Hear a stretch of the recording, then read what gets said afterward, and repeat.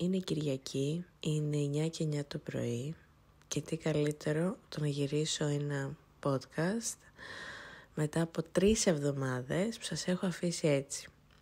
Πάμε λοιπόν να πούμε το podcast της Κυριακής που επιτέλους επέστρεψε μετά από ένα break για να πούμε για το A Touch of Darkness, το σκοτεινό άγγιγμα.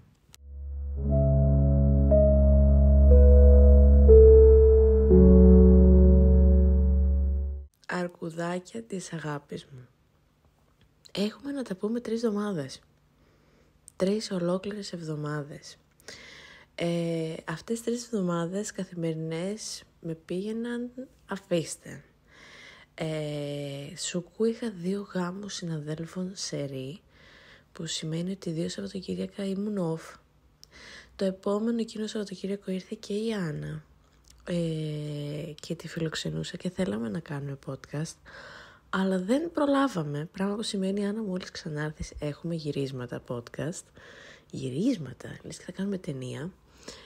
Και το προηγούμενο σουκού ήμουν τόσο κουρασμένη που δεν ήθελα να κάνω τίποτα. Πραγματικά λέω δεν αντέχω. Θέλω να αράξω στο σπίτι μου. Και αυτό το σουκού ήταν πάλι να μην κάνω. Γιατί εχθές μου ήρθαν καινούργια έπιπλα στο σπίτι και είχα ένα σπίτι πραγματικά όλο ανάστα. Δηλαδή μου ήρθαν οι καναπές πολυθρόνα και μια μεγάλη σιρταριέρα. Οπότε όλο το σπίτι ήταν μες στη σκόνη, γιατί είχα ανοιχτά τα παράθυρα, όλα σηκωμένα για να μπουν ο καναπές και η σιρταριέρα που ήταν πιο μεγάλα. Και είχα και ένα γατί κλεισμένο στο μπάνιο για να μην μου φύγει και να μην πάθει μεγάλη σύγχυση. Και ενώ κοιμήθηκα 4 η ώρα το πρωί, η Άρια ξύπνησε 8 η ώρα και ήταν σε φάση It's my time to shine και ξύπνα μωριδουλικό να με βάλεις να φάω. Οπότε ήμουνα σε μια κατάσταση εντάξει, δεν έχω άλλη επιλογή.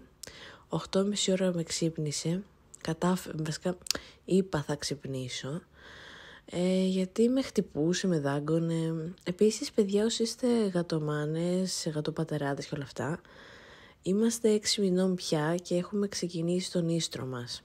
Οπότε καταλαβαίνετε, περνάμε επικά βράδια, επικές στιγμές στο σπίτι, μέχρι να ξεκινήσουμε να κάνουμε τη στήρωση. Δεν ξέρω εσείς είστε υπέρ είτε όχι τη στήρωση, εγώ είμαι, γιατί νιώθω ότι βασανίζεται το ζώο. Οπότε ναι παιδιά, περνάμε επικά αυτές τις μέρες, επικά, 3 εβδομάδες επικές. Και λέω σήμερα να σου πω κάτι, έχω κάνει καφέ, έχει μια ωραία ηρεμία τριγύρω μου και λέω θα το κάνω.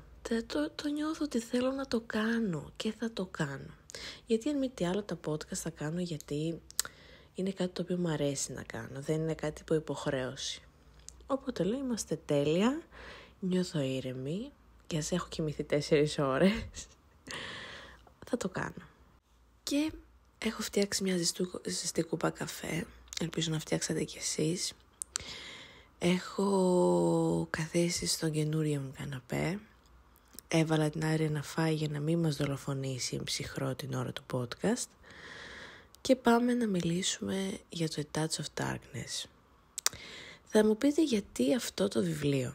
Πρώτον, γιατί είδα ότι μεταφράστηκε στα ελληνικά. Εγώ το έχω διαβάσει στα αγγλικά. Τα 3 βιβλία, το 4ο δεν το έχω διαβάσει ακόμα. Θα το διαβάσω, γι' αυτό σήμερα θα κάνουμε μόνο το πρώτο. Και λέω αφού βγήκε και στα ελληνικά, ας το κάνουμε ένα. Ας το κάνουμε αφού κάποιοι θα το διαβάσετε και στα ελληνικά. Θα έχουμε ένα πιο μεγάλο κόνσεπτ. Γιατί όταν είναι μόνο αγγλικά δεν είναι η φωνή εγκαταλείπει. Δεν είναι πάντα όλοι. Οπότε λέω πάμε να το κάνουμε. Και ήθελα να το κάνω εδώ καιρό. Οπότε λέω, το οπότε γενικά δεν ξέρω αν το έχετε καταλάβει, ότι είναι μια λέξη που το χρησιμοποιώ στο 99,9% της φράσης μου. Αν σας κουράζει, συγγνώμη, αλλά δεν μπορώ να το κόψω. Αχ, μισό. Α, κάνουμε και το σήμα κατευθένει για να ξεκινήσει το podcast. Καφές. Ωραία. Είμαστε έτοιμοι.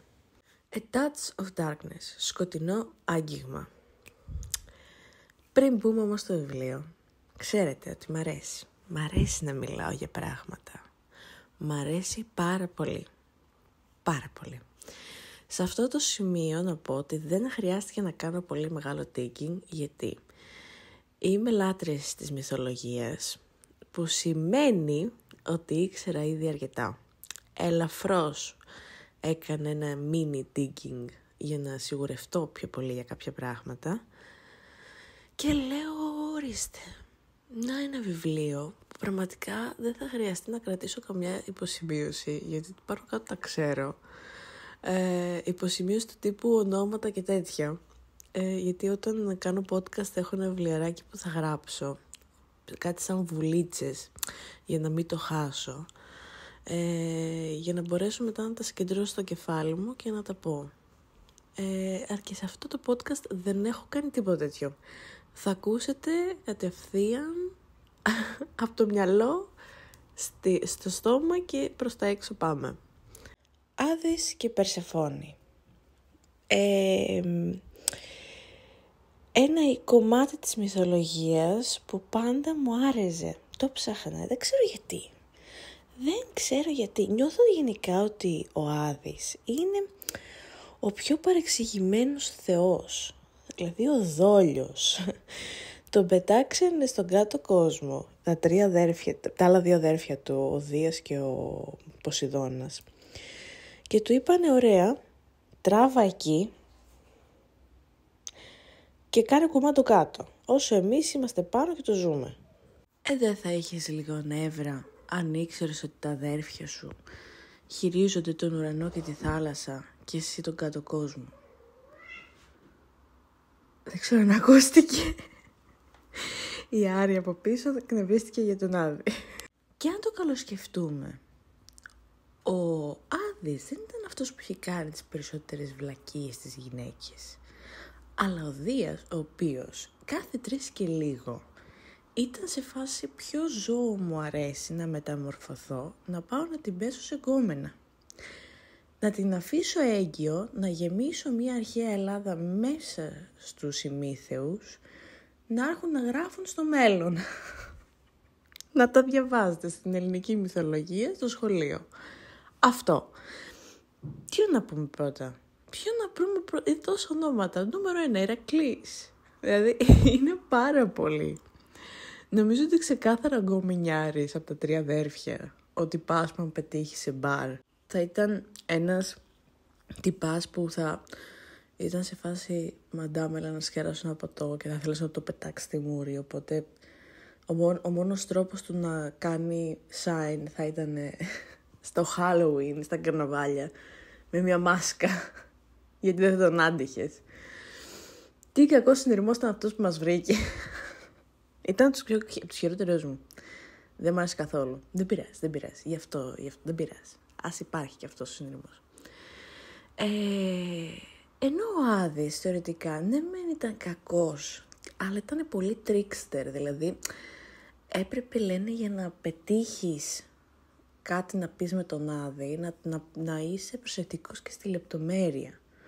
Γιατί πάντα, ας πούμε, έβρισκε τρόπο να κερδίσει. Και ποτέ δεν έχανε. Δηλαδή αυτό λέγανε, ότι ήταν πάντα τον υπογραμμισμένο, όχι τον υπογραμμισμένο, των λεπτομεριών. Τα μικρά γράμματα στο συμβόλαιο που λέω κι εγώ. Και η πιο γνωστή του ιστορία με γυναίκα ήταν αυτή με την Περσεφόνη. Ποια ήταν όμως η Περσεφόνη για αυτούς που δεν ξέρουν? Η Περσεφόνη ήταν η κόρη της θεάς της Γεωργίας, της Δήμητρας δηλαδή και του Δία. Και για την ακρίβεια λένε ότι επειδή η Δήμητρα ήταν μια θεά που δεν ήταν απομακρυσμένη, δηλαδή δεν ήθελε άντρες, ο Δίας μεταμορφώθηκε σε ταύρο και της αγίνευσε, ρε παιδί μου, και έτσι έμεινε έγκυος αυτή. Όταν τα λέω εγώ, ό,τι ζώο υπάρχει θα μεταμορφωθεί ο Δίας. Ψήνεται.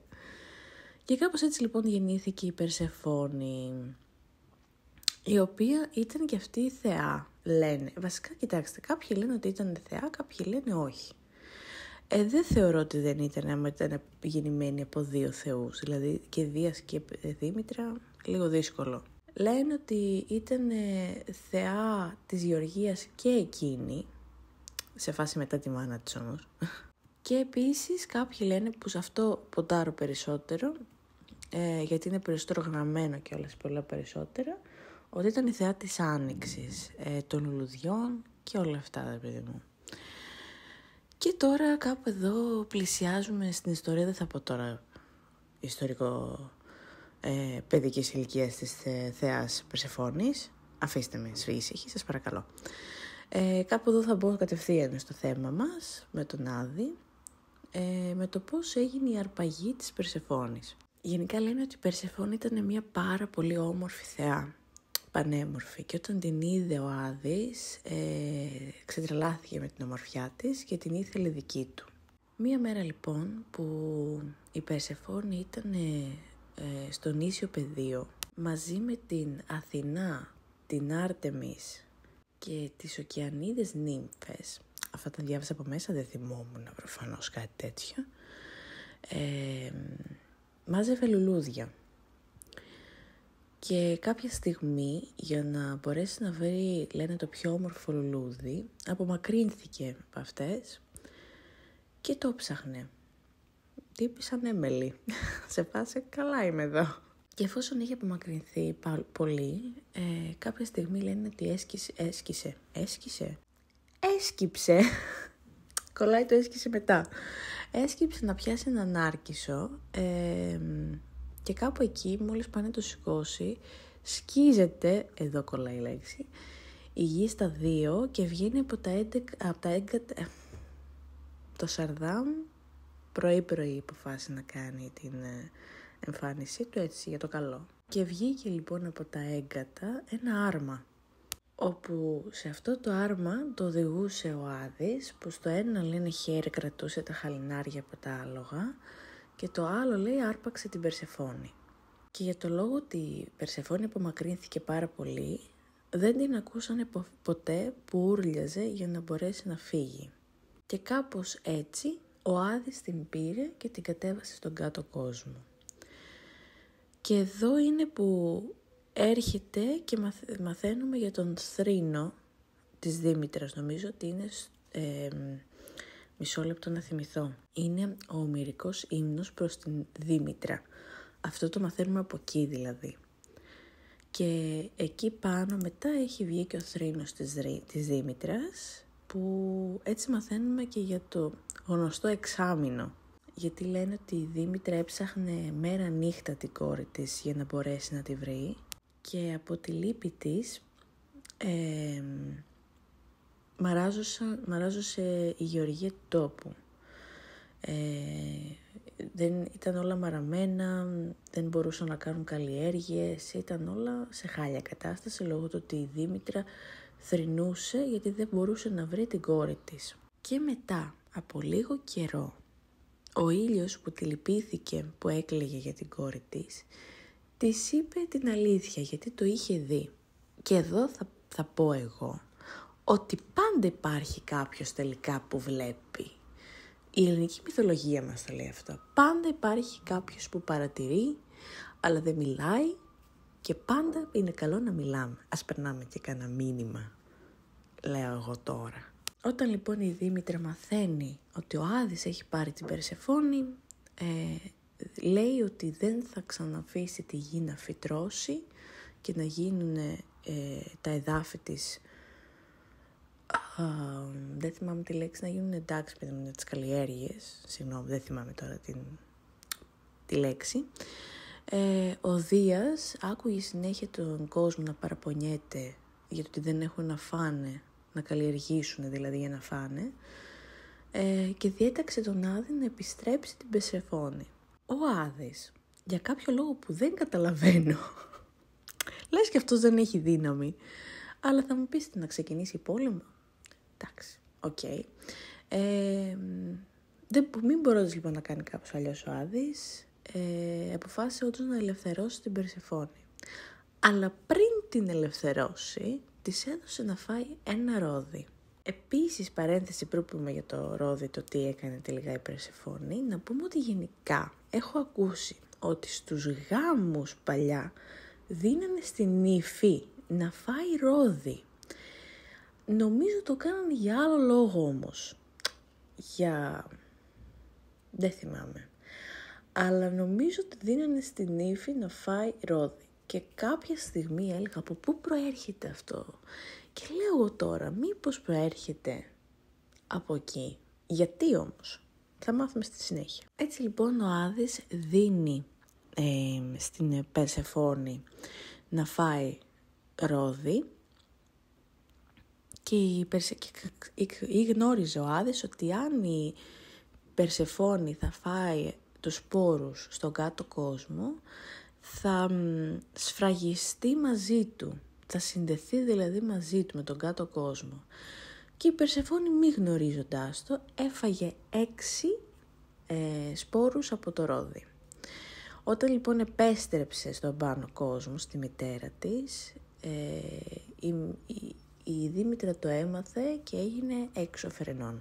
Πήγε λοιπόν στο Δία και του είπε σε φάση, άκου να δεις, ο αδερφός σου στην κυριολεξία, κοίτα να δεις τι έκανε στο παιδί μας. Δηλαδή, αν το σκεφτείτε, αυτό παίχτηκε, αλλά σε πιο έντονο ρυθμό. Γιατί έχει παιχτεί μια περίεργη φάση. Εδώ πέρα, έτσι. Ο αδερφός, η κόρη, χαμός, η Δήμητρα, καταλαβαίνετε τι εννοώ. Έτσι λοιπόν ο Δίας, για να σταματήσει όλο αυτό το κομμάτι, πρότεινε ένα συμβιβασμό. Είπε ότι για όσους σπόρους έφαγε η Περσεφόνη, τόσους μήνες θα μένει και στον κάτω κόσμο. Και τους υπόλοιπους θα τους περνάει μαζί με τη μητέρα της. Δηλαδή 6 μήνες στον κάτω κόσμο και 6 μήνες μαζί με τη μητέρα της. Και κάπως έτσι η Περσεφόνη, η Δήμητρα βασικά δεν ξεπέρασε ποτέ αυτό το χαμό, δηλαδή ότι θα έπρεπε να χάνει για 6 μήνες την κόρη της και τους άλλους 6 να την έχει. Και κάπως έτσι είναι σαν να δημιουργήθηκαν κάπως και εποχές. Γιατί 6 μήνες ο τόπος ήταν μέσα στην άνθηση, όλα ήταν πανέμορφα τριγύρω και τους 6 μήνες που έλειπε η Περσεφόνη, η Δήμητρα θεωρητικά μαράζουν τον τόπο, πέφτουν τα φύλλα, είναι σαν αυτό, δηλαδή είναι σαν να έχουμε Σεπτέμβριο και μετά, ρε παιδί, μέχρι που έχετε μετά η Άνοιξη και το καλοκαίρι. Κάπως έτσι λοιπόν δημιουργήθηκαν και λένε ότι δημιουργήθηκαν οι εποχές. Από ένα ρόδι. Εγώ μετά από αυτό θέλω να ξέρετε δεν έχω φάει πολλές φορές ρόδι. Ψυχολογικό δεν ξέρω. Επίσης, σε άλλο νομερικό ύμνο πάλι προς τη Δήμητρα αναφέρεται η Περσεφόνη και ως η θεά του κάτω κόσμου, η βασίλισσα του κάτω κόσμου, εφόσον λένε ότι παντρεύτηκε όντως τον Άδη. Επίσης το βλέπουμε αυτό και στην Οδύσσεια, δηλαδή η Περσεφόνη αναφέρεται πάλι ως η θεά του κάτω κόσμου, η βασίλισσα του κάτω κόσμου, η γυναίκα του Πλούτονα, δηλαδή του Άδη. Οπότε ναι, θεωρούμε ότι όντως την παντρεύτηκε ο Άδης και επίσης είχαν και παιδιά, τον Ζαγρεύς και την Μιλινόη. Έπρεπε να τα διαβάσω από μέσα και να τα αποστηθήσω αυτά τα ονόματα, γιατί δεν θα τα έλεγα ποτέ. Ναι, έκαναν λοιπόν αυτά 2 παιδιά και συνέχιζε όντως έτσι για πάντα η Αφροδίτη λέω. Η Περσεφόνη να ζει 6 μήνες, θα τον κρεμίσουν το σπίτι πάλι από πάνω, κλασικά, 6 μήνες με τον άντρα της και 6 μήνες με τη μητέρα της. Αυτό είναι σε πολύ γενικό, έτσι, περιληπτικό τρόπο, ο μύθος της αρπαγής της Περσεφόνης από τον Άδη. Έχουν βγει πάρα πολλά ποίηματα, οτιδήποτε μπορείτε να φανταστείτε, σας λέω, στην Οδύσσεια, στον Όμηρο γενικά θα διαβάσετε, σε οτιδήποτε αφορά. Έχουμε δει δηλαδή πάρα πολλά να έχουν γραφτεί για την Περσεφόνη και τον Άδη, όχι τόσα όσα άλλων θεών, αλλά και πάλι υπάρχουν πάρα πολλά, αν θέλετε να τα δείτε, να τα γκουγκλάρετε, να τα διαβάσετε, αν σας αρέσουν αυτά. Τώρα, A Touch of Darkness. Τι είπαμε μέχρι τώρα? Το θυμάστε τώρα, το ακούσατε. Διαγράφουμε ό,τι ξέρουμε και πάμε σε μια μυθοπλασία. Και το λέω αυτό γιατί το Touch of Darkness ήταν βιβλίο του μήνα, το πρώτο βιβλίο του μήνα στο book club μας. Με πολύ θράσος το πρότεινα, πάρα πολύ θράσος και έγινε μαγγελιό. Και αυτό που θέλω να πω λοιπόν πριν ξεκινήσω, ότι παιδιά είναι μία μυθοπλασία. Είναι σαν να πάρετε ένα βιβλίο φαντασίας και να το διαβάσετε από την αρχή. Και να ξεχάσετε για λίγο όσο το διαβάζετε ότι ζείτε στην Ελλάδα. Και ότι ξέρετε τι είναι Αθήνα, τι είναι όλο αυτό. Ξεχάστε το. Ξεχάστε το, διαγράψτε από το μυαλό σας. Λες και είστε Ελβετοί που δεν έχετε ιδέα από ελληνική μυθολογία. Αυτό ξεκινήστε. Δεν έχετε έρθει ποτέ στην Ελλάδα, δεν ξέρετε καν πώς είναι. Το βιβλίο διαδραματίζεται, θα μπω έτσι κατευθείαν, δεν θα πω τίποτα άλλο. Διαδραματίζεται σε μια νέα Αθήνα. Στο τώρα, στο σήμερα, όπου ο κόσμος γνωρίζει για την ύπαρξη των θεών και γενικά δεν βλέπουμε την Αθήνα που γνωρίζουμε. Έχω πάει στην Αθήνα, γνωρίζω πώς είναι, καμία σχέση με αυτό που θα διαβάσετε. Θα σας φανούν πολύ αστεία, αλλά σας είπα, για να μπορέσετε να διαβάσετε πραγματικά αυτό το βιβλίο, πρέπει να θυμάστε ότι διαβάζετε μια μυθοπλασία. Ένα φαντασίας βιβλίο. Φαντασίας καλύτερα. Τι μυθοπλασία λέω μόνο κι εγώ. Φαντασίας βιβλίο. Αυτό να θυμάστε. Τίποτα άλλο. Η Περσεφόνη, μια νέα έφηβη 17χρονη κοπέλα, η οποία για πάρα πολλά χρόνια ζούσε υπό την προστασία της μητέρας της, αλλά σε ακραίο βαθμό, δηλαδή δεν την άφηνε να κάνει τίποτα. Μέχρι που η Περσεφόνη έφυγε για να σπουδάσει, δεν θυμάμαι κιόλας, και εν τέλει δουλεύει κιόλας, βασικά για δουλειά και για σπουδές. Κλάσικ 17χρονο κορίτσι που φεύγει από το σπίτι. Ωραία. Ξεκινάμε τα βασικά, όλες μας έχουμε περάσει από αυτήν την ηλικία, οπότε μένουμε σε αυτό. Και φεύγει λοιπόν, μένει μακριά από τη μητέρα της, μένει σε ένα σπίτι που νοικιάζει με μία φίλη της στην Αθήνα. Έπιασε δουλειά σε ένα μεγάλο συγγραφικό οίκο, εκδοτικό οίκο. Δεν θα σας πω το όνομα του εκδοτικού, θέλω να το διαβάσετε μόνοι σας. Σκεφτείτε ότι θα δείτε την Ακρόπολη όπως δεν την έχετε ξαναδεί ποτέ στη ζωή σας. δεν υπάρχει πια αυτή η έννοια της Ακρόπολης. Οπότε λοιπόν ναι, έχουμε αυτό. Δηλαδή διαβάστε το βιβλίο, αυτό που είπα και τότε όταν το σχολιάζαμε, σαν να τα βλέπετε από τα μάτια ενός 17χρονου κοριτσιού. Δηλαδή αν ήσουν 17 χρονών και ήσουν επί 17 χρόνια κλεισμένη σε ένα μέρος λόγω της μητέρας σου, που σου λέει ότι δεν θα κάνεις τίποτα, με το ζόρι δηλαδή σε άφησε να φύγεις τώρα, και ξαφνικά πας να βγεις έξω στον έξω κόσμο. Στον έξω κόσμο. Το χάος. Το χάος μετά από αυτό. Και κάπου εδώ λοιπόν να πω ότι οι θεοί μας ζουν ανάμεσά μας, ζουν ανάμεσα στον κόσμο και έχουν και ο καθένας το δικό του επάγγελμα, το οποίο είναι βέβαια famous, ξέρω, εντάξει, δεν είναι. Είναι τύπο Ιωάννα Τούνη των θεών, ο καθένας του, ο καθένας έτσι, δηλαδή. Σαν, ας πούμε, η Αφροδίτη έχει τη δική της μπουτίκ με ρούχα, φαντάζεστε, τα οποία οι κοπέλες πεθαίνουν για να αγοράσουν μία τουαλέτα. Τέτοια φάση. Ναι, ξέρω, είναι αστείο εν μέρη, αλλά και απ' την άλλη δεν είναι. Σας λέω, τα σκέτσο διαβάζετε φαντασίας. Αυτό. Και ο Άδης, ο πρωταγωνιστής μας λοιπόν, έχει ένα night club. Ναι, κορίτσια μου, έχει night club. Ναι. Και όχι απλά έχει night club, έχει και τύπου τζόγο μέσα. Γιατί δεν είσαι ο Άδης αν δεν έχει τζόγο. Για μένα ήταν πολύ καλό αυτό που το έχτισε με τον τζόγο. Και η Περσεφόνη λοιπόν συγκατοικεί με αυτή τη φίλη της, δουλεύει, έπιασε δουλειά εκεί. Και ξαφνικά λένε ότι ξέρεις τι, θα πάμε όλοι στο night club του Άδη, ρε παιδί μου, και αυτά. Δεν ξέρουν όλοι, δεν ξέρουν βασικά, αυτό ξέχασα να το πω, μπράβο. δεν ξέρει ο κόσμος την ύπαρξη της Περσεφόνης. Δεν ξέρουν ότι είναι μία θεά. Νομίζουν ότι είναι μία πληθνητή. Και δεν ξέρουν ότι είναι η κόρη της Δήμητρας. Είναι σαν να βλέπουν μια πληθνητή στον δρόμο. Οπότε δεν ξέρουν ποια είναι. Δεν έχει πει Δήμητρο ότι έχει μια κόρη ονόματι Περσεφόνη. Και επίσης ένα χαρακτηριστικό των θεών σε αυτό το βιβλίο είναι τα κέρατα. Έχουν κέρατα ο καθένας, αλλά μόνο όταν παίρνουν τη θεϊκή τους μορφή. Όχι όταν έχουν την ανθρώπινη μορφή. Έτσι λοιπόν η Περσεφόνη, κρυφά από τη μητέρα της, χωρίς να της το έχει πει, πηγαίνει με τους φίλους της στο κλαμπ του Άδη. Και εκεί κάπου έχουμε την πρώτη συνάντηση. Μετά από πολύ κόπο και τρέλα.